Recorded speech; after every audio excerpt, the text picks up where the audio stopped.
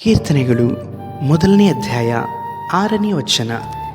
ಯೆಹೋವನು ನೀತಿವಂತರ ಮಾರ್ಗವನ್ನು ಲಕ್ಷಿಸುವನು, ದುಷ್ಟರ ಮಾರ್ಗವೋ ನಾಶವಾಗುವುದು. ಕರ್ತನ ಪ್ರೀತಿ ದೇವಜನರೇ, ದೇವರಾಗಿರುವಂಥ ಯೇಸು ಕರ್ತನ ನಾಮದಲ್ಲಿ ಈ ಮುಂಜಾನೆ ವೇಳೆಯಲ್ಲಿ ನಿಮ್ಮನ್ನು ಹೊಂದಿಸ್ತೇನೆ. ಈ ದಿವಸವೂ ಸಹ ಕರ್ತನ ನಿಮ್ಮ ಕೂಡ ಮಾತನಾಡುವವರಾಗಿದ್ದಾರೆ. ನೀವು ಯೇಸು ಕರ್ತನ ರಕ್ತದಿಂದ ತೊಳೆಯಲ್ಪಟ್ಟಂತಹ ನೀತಿವಂತರಾಗಿದ್ದೀರಿ.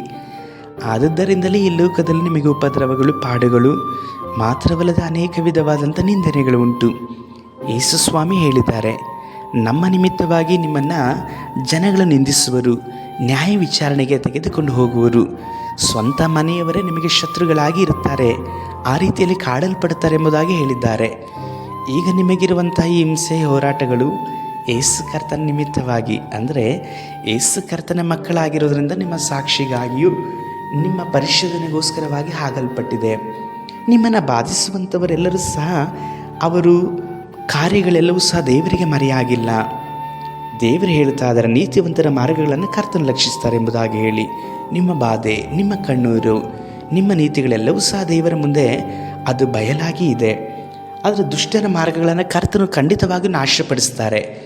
ಅವರು ನಿಮ್ಮನ್ನು ಹಾಡಿಕೊಳ್ಳಲಿಕ್ಕೂ ನಿಮಗೆ ಬಾಧಿಸಲಿಕ್ಕೂ ಸಹ ಕೆಲವೊಂದು ಸಮಯಗಳಿಷ್ಟೇ. ಆ ಸಮಯಗಳು ಮುಗಿದ ನಂತರದಲ್ಲಿ ಅವರ ಎಲ್ಲ ಕಾರ್ಯಗಳು, ಅವರ ಸಂಕಲ್ಪಗಳೆಲ್ಲವೂ ನಾಶವಾಗಲ್ಪಡ್ತದೆ. ನಿಮ್ಮನ್ನು, ನಿಮ್ಮ ಜೀವಿತಗಳನ್ನು ಮುಗಿಸಲಿಕ್ಕೋಸ್ಕರವಾಗಿಯೂ, ಆ ಕೆಲಸದ ಕಾರ್ಯಗಳಿಂದ ತೆಗೆಸಿಕೊಳ್ಳಲಿಕ್ಕೋಸ್ಕರವಾಗಿ, ನೀವಿರುವಂಥ ಸ್ಥಾನದಲ್ಲಿಯೂ, ಮಾಡುತ್ತಿರುವಂಥ ಕೆಲಸದಲ್ಲಿಯೂ ಅವರು ತೆಗೆಯಬೇಕೆಂಬುದಾಗಿ ಏನೆಲ್ಲ ಆಲೋಚನೆ ಮಾಡಿದ್ರು, ಇದೆಲ್ಲವೂ ಸಹ ಕರ್ತನು ನಿರರ್ಥಕಪಡಿಸುವವರಾಗಿದ್ದಾರೆ. ಯಾಕಂದರೆ ನೀವು ಯೇಸು ಕರ್ತನ ರಕ್ತದಿಂದ ತೊಳೆಯಲ್ಪಟ್ಟಂಥ ನೀತಿವಂತಳು.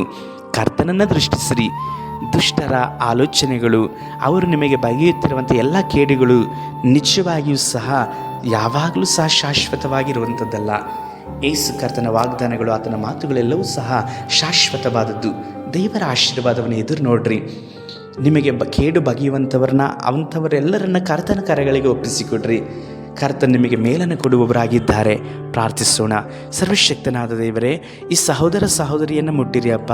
ನಿಮ್ಮ ರಕ್ತದಿಂದ ತೊಳೆಯಲ್ಪಟ್ಟಂಥವರಾದಂಥ ಇವರಿಗೆ ಇರುವಂಥ ನಿಂದನೆಗಳು, ಅಪಮಾನಗಳು, ಅವಮಾನಗಳೆಲ್ಲವನ್ನು ಕರ್ತನೆ ನೀವು ಪರಿಹರಿಸಿರಿ.